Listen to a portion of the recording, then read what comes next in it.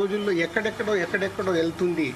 ఎందుకంటే సినిమా వాళ్ళకి రెండు ప్రభుత్వాలు చాలా ఇంపార్టెంట్. ఇక్కడ కూడా నన్ను సీఎం రేవంత్ రెడ్డి గారు ఎఫ్డీసీ చైర్మన్గా పెట్టడానికి రీజనే అది.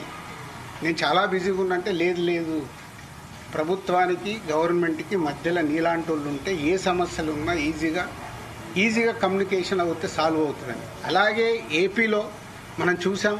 ఏపీలో అంతకుముందు ప్రతి ఒక్కదాన్ని భయపడుతూ ఉన్న తర్వాత కళ్యాణ్ గారు వచ్చి గవర్నమెంట్ ఫామ్ అయిన తర్వాత అప్పుడు నేను ఛాంబర్ ప్రెసిడెంట్ని, అందరినీ రమ్మంటే అందరం వెళ్ళి కళ్యాణ్ గారిని కలవడం కానీ, కళ్యాణ్ గారు ఇండస్ట్రీకి చేసిన సపోర్టు మామూలుది కాదు.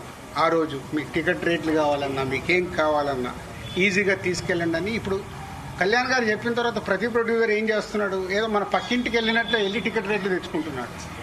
ఎవరికే కష్టం లేదు, వెళ్ళడం, ఒక అప్లికేషన్ పెట్టడం, ఫోన్లో మాట్లాడుకోవడం, టికెట్ రేట్లు తెచ్చుకోవడం.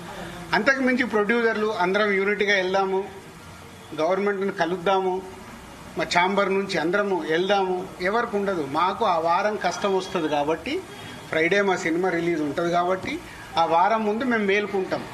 అరే మన సినిమా రిలీజ్ అవుతుంది, మనకు ఆ రాష్ట్రంలో ఈ రాష్ట్రంలో టికెట్ రేట్లు కావాలని పరిగెత్తుతాం.